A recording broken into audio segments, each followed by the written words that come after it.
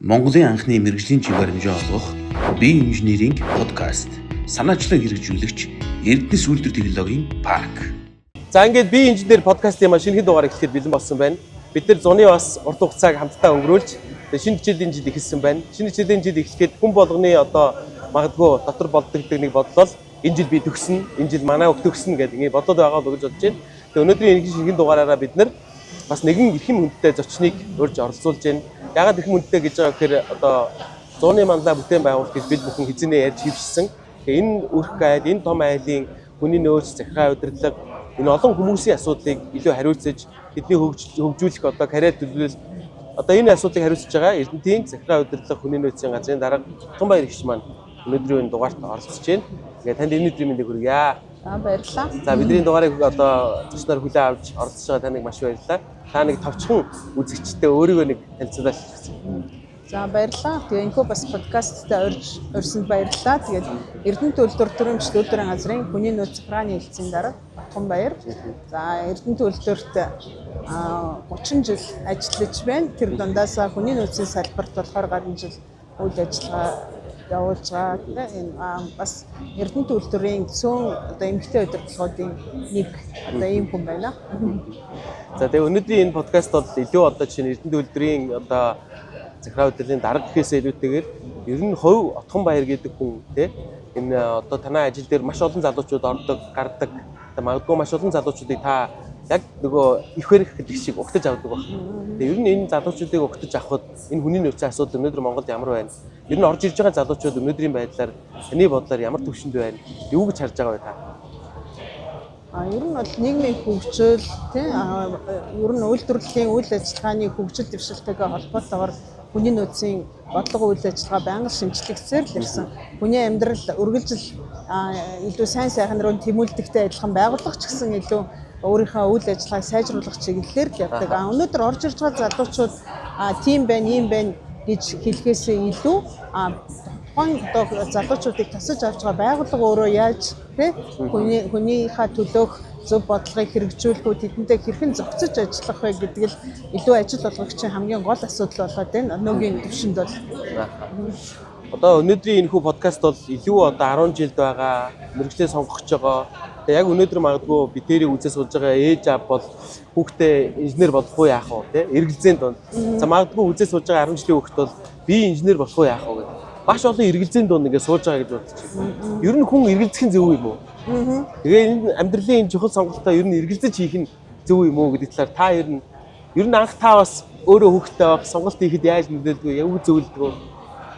Би бол эргэлзэх нь буруу л гэж бодож байна. Гэхдээ эргэлзэх гэхээсээ илүү бид нар хүүхдтэй илүү ямар сонголт хийх вэ гэдгийг сонсож тэдэнд сайн үнэтэй зөвлөгч байх хэрэгтэй гэж бодож байгаа. Би бас хүний нөөцийн салбарт ажиллаж байгаа хүний хувьд өнөөдөр маш олон залуучууд, маш олон охид хөвгүүд өөрсдийнхөө мэргэжлийн сонголт дээр алдаа гаргасан, өөрсдийнхөө тэр яг үнэхээр өөрийнхөө дотор байгаа төрлөх ур чадвар, авьяас сонирхлынхаа дагуу мэргэжлээ сонгоогүйгээс болоод цаг хугацаа алдаж байгаа тохиолдол зөндөө байдаг.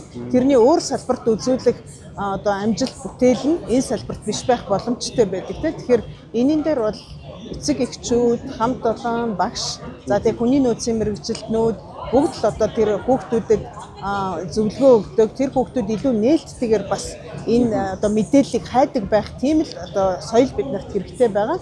Хамгийн гол нь би яг хин юм бэ гэдэг асуултыг л би хүмүүст тавихыг хүсдэг.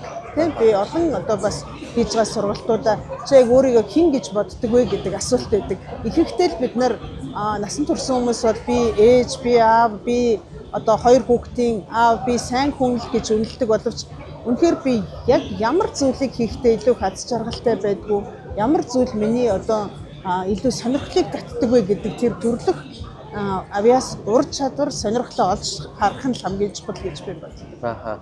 Тэргүй яах вэ? Одоо ингээд бид тэрийг үзэж сууж байгаа яг энэ яриаг үргэлжлүүлээд хэлэхэд та хувийн талаасаа ер нь ээжүүдэд, аавуудад одоо яг сонголт хийх гэж байгаа тэр алтраа жаахан хүүхдтэй хараа сууж байгаа нас дөрөвчдөд ер нь зөвлөгөө өгөөч гэвэл та юу гэж хэлэх вэ? Ер нь бол би нэг л зүйлийг зөвлөхийг хүсэж байна. Энэ нь бол менежментийн салбарын бас судлаач хүний хувьд хэлэхэд ямар ч альва зүйл бол хүн өөрөө өөрийгөө таньж мэднэ гэдэг бол тийм бас амар зүйл бол биш. Эцэг эхчүүд хүүхдээ бүрэн таньдаг гэвэл бас тийм зүйл болох боллоо. Тэгэхээр тэр хүнд байгалаас заяасан төрөлх тэр ур чадвар, авьяас сонирхол гэсэн тэр зүйлийг л бид нэр онцлох хэрэгтэй. Шинжлэх ухааны үндэстэй онцлогоо хийлгэх, шинжлэх ухааны үндэстэй тэр одоо авьяас сонирхлыг тогтоогоод тэн дээр байгаа зүйлийг хөгжүүлэх гэдэг бол өөрөө хамаагүй үр дүнтэй арга гэж би бол боддог.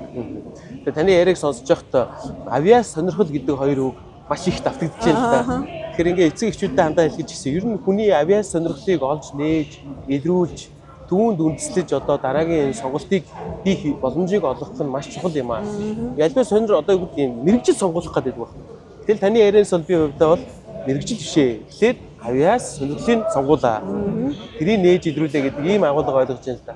Жишээ асуухад одоо энэ олон жил та хүний нөөцөөр ингээ ажиллаж байхад магадгүй таны гар дээр ирээд өөрийнхөө авьяас сонирхлыг нээгээд жинхэнэ утгаараа би чи уурхаач юм биш гэдгээ мэдрээд явж исэн юм тохиолдол бий юу? Бага. Эрдэнэт үйлдвэрийн хүний нөөцийн бодлогын маш чухал бас нэг сайн туршлага бол энэ шүү дээ. Тэгээ бид нар зөвхөн хүүхэд одоо өөрийгөө олдог биш. Насанд хүрсэн, мэрэгчлээ сонгосон, эрдэнэт үйлдвэрт ажиллаж байгаа, аливаа нэгэн салбарт амжилттай ажиллаж байгаа хүн ч гэсэн өөрийгөө хайж л идэг. Өөрийгөө хайх буюу тэр бол одоо дуусахгүй тийм эрэл хайгуул гэж би боддог. Би одоо ч гэсэн бас л яг л энэ зүйл, энэ замаар л явж байгаа. Би 5 жил тутам өөрийгөө оншилж, дутуу ур чадварууд дээр дахиад хөгжсөөр л байна. Тэгэхээр энэ бол нөгөө хизээч дуусахгүй тэр зүйл. Хэрвээ эцэг гэх энэ зүйлийг өөрсдөө ойлгодог, өөрсдөө ажил хэрэг болгодог бол хүүхдүүд яг л тэр замаар явна.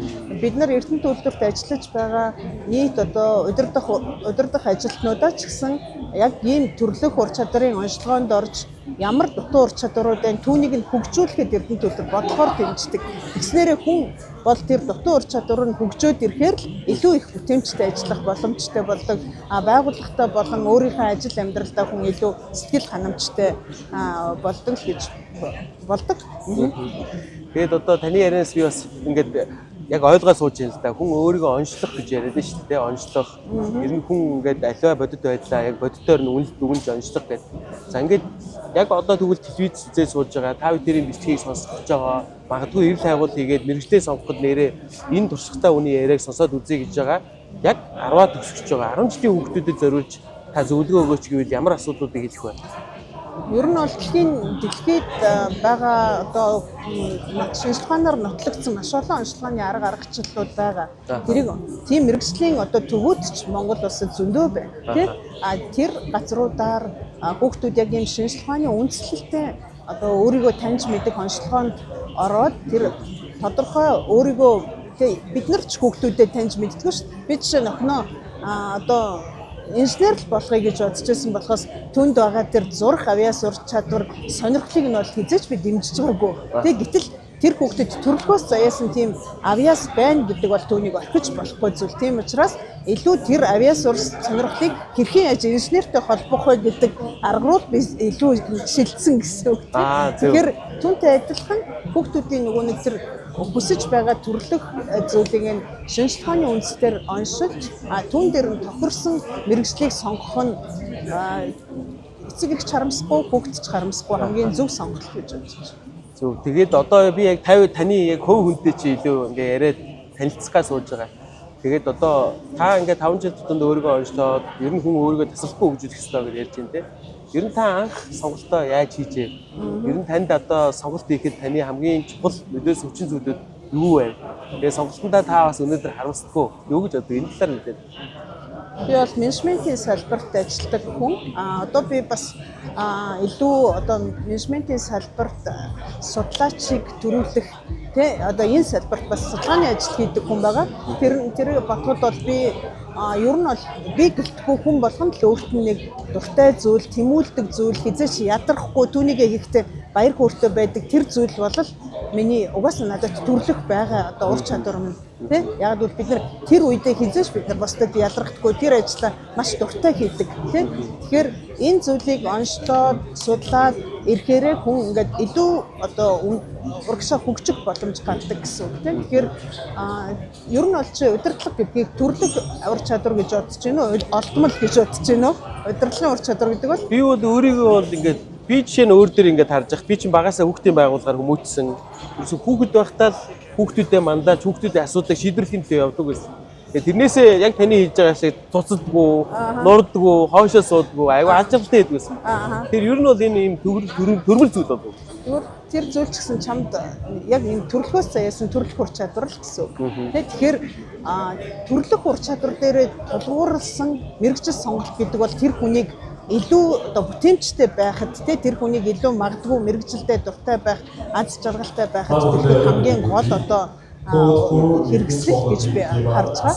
Тэгэхээр энэн дээр л бид нэр илүү нийгмээр ямар хүн удирдлага манлайлалын ур чадвартай байгаа юм бэ? Тэр хүнийг тэр байх ёстой газар нь тавих, зөв хүнийг зөв байршуулах гэж менежментийн бас гол одоо ур чадвар байна шүү дээ. Тэгэхээр энэ бол тэр хүнд байхгүй ур чадвартай ажил дээр тэр хүн зовж хэцүү тэр ажил цаг хугацааг өнгөрөөхөд тэгээд хүүхдүүд маань ч гэсэн анхнаасаа өөрийнхөө яг ингээд дуртай зүйлээ сонголт хийн гэдэг бол илүү том одоо боломж тэр хүүхдүүдийн амьдралын зам илүү нээлттэй байх боломжтой гэж харж байна. Одоо ингээд ярингууд хоёулаа чинь бүр уулуурхай менежментийн асуудал ярьж байгаа юм уу те.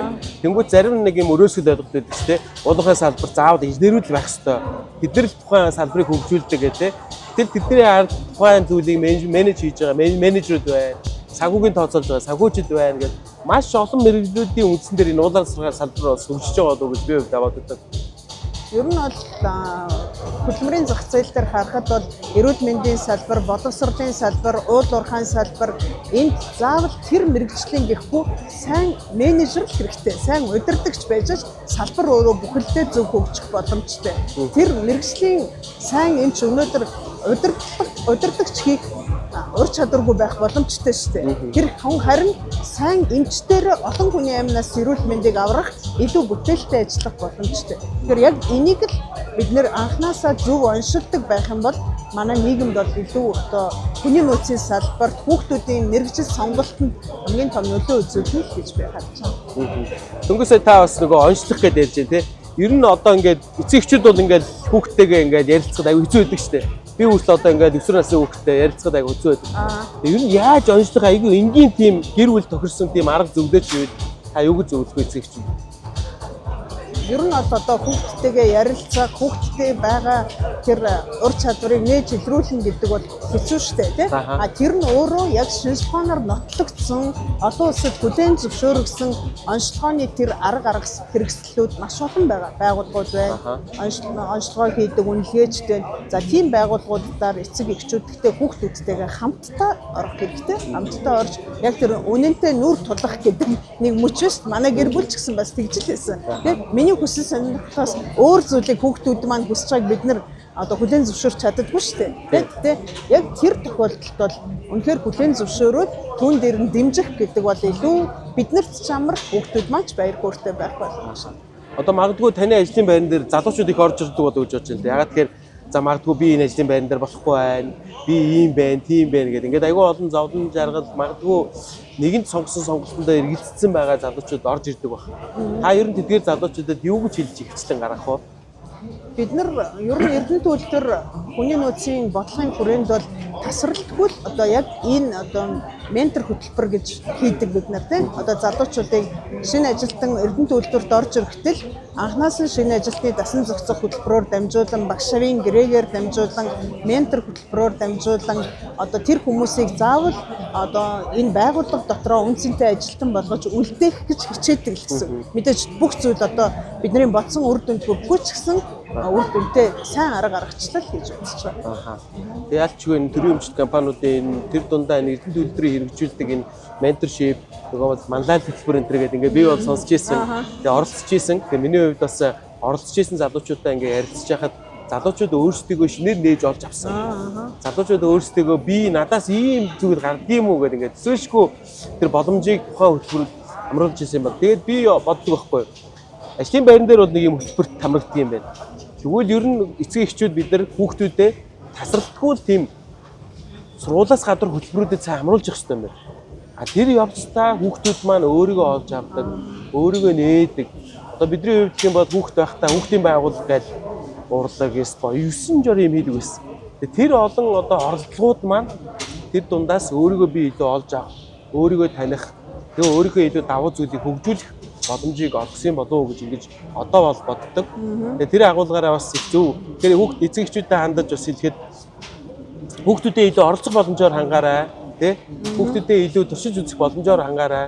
Хүүхдүүдэд илүү дэмждэг ээж аваа байгаарай гэж хэлмээр байна. Зарим ээж аав чинь зөвхөн хичээлээ хий гэх тий? Чамаа хичээл хийх гэж гээд ингээд татвархдаг шүү дээ. Тэгж битээ хандаарай гэж хэлмээр энэ подкастын зүгээс. Та бас эцэг эхчүүдэд хүүхдүүдэд хандж хэлэхгүй байна. Ер нь бол бүх одоо би бол илүү эмгтээчүүд ээжүүдэд бас тэгж хэлхийг хүсдэг. Бид нар илүү хөгжиж, бид нар илүү одоо өөрөө өөрчлөгдөж, бид нар гэр бүлтэй нөлөө үзүүлж чадна. Аауд ч гэсэн адилхан. Бид нар нэг харахад Эрдэнэ төлдрийн инженер техникийн ажилтнууд одоо ажилтнуудыг хөгжүүлээд байгаа юм шиг боловч цаад утгаараа бид нар гэр бүлд айгүй том үнц нь оруулж байгаа. Тэр аав өөрчлөгдөж, аав өөрийгөө олж харж, аав тэр ажилд хандах хандлага, найз нөхдөдтэй хандлага, баг дотор би хинбэ гэдгээ олж харж чадна гэдэг чинь эргээл тэр одоо байгууллагатаа байгууллагаас гадна гэр бүлтэй, өр хүүхэдтэй яг тэр хандлага нь нөлөөлж эхэлж байгаа. Тэгэхээр нөлөөлөл гэдэг зүйлийг л бий болгохыг хүсэж байгаа. Цааталтаа бид нар тэр одоо урах ачтынхаа гэр бүл хүүхдүүдийн төлөө хийж байгаа сайн нэг үлсийн нэг гэж бодож байна. Тэгээ таны ярианаас аягүй чухал зүйлийг олж авлаа. Тэр юу гэхээр бид нар хүүхдүүдэд ингээ хөндлөгөөс арчаад инженер бол гэдэг байгаа байхгүй. Гэтэл эхлээд би өөрөө инженер болвол яах вэ гэдгээ мэдэж тэрийг өөрсдийг өөртөө хийчихэд дараа нь хажууд байгаа хүүхдэд нөлөөлнө гэж та хэлж байна. Тэгж ойлгож авах уу? Тэгэхээр хөгжил гэдэг зүйл бол тийм цаг хугацаатай зүйл ерөөсөө биш. Тэгээд тэр бол тасралтгүй л үйл явц.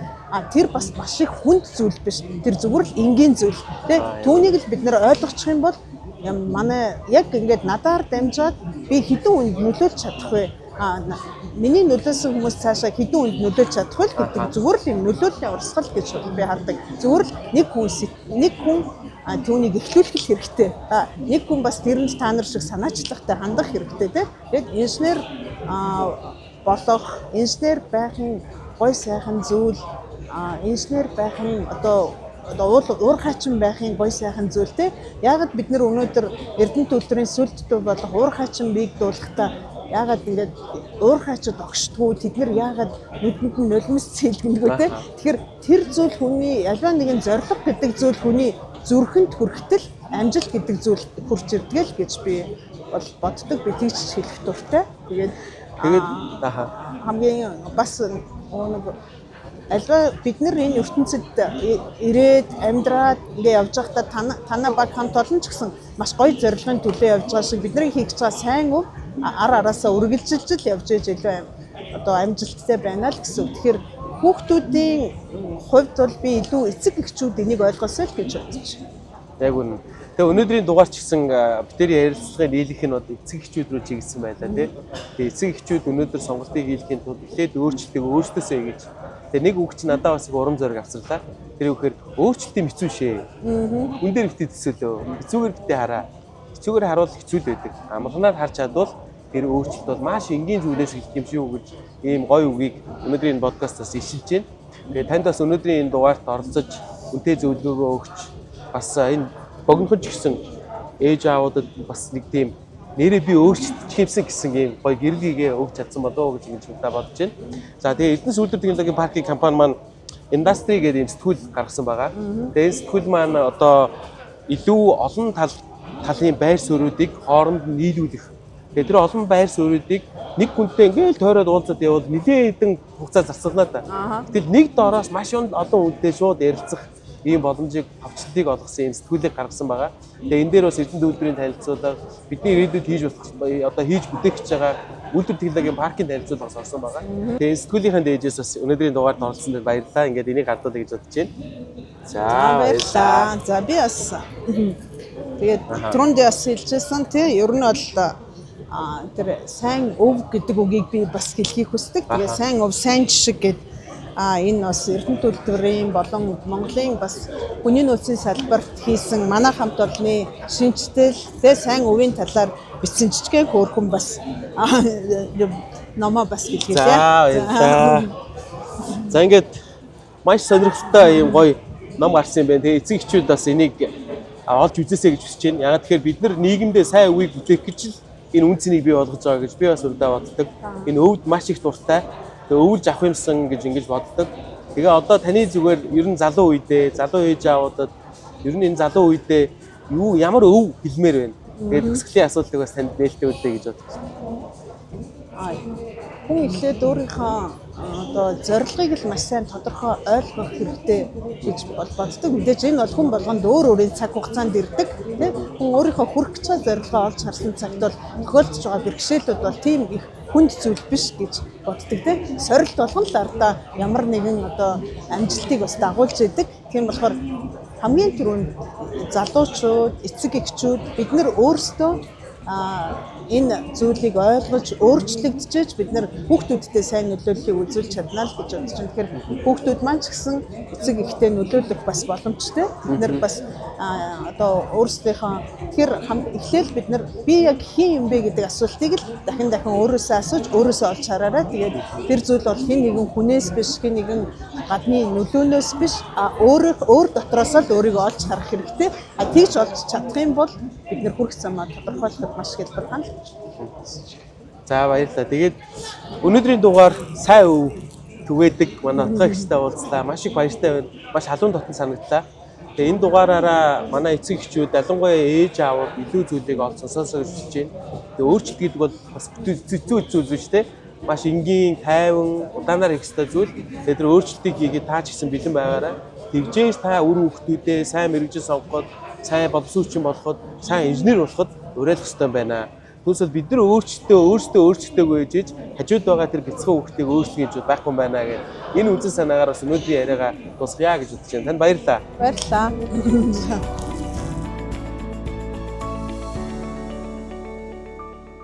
Монголын анхны мэрэгжлийн чиг баримжаа олгох бие инженеринг подкаст. Санаачлаг хэрэгжүүлэгч Эрдэнэс үйлдвэр технологийн парк.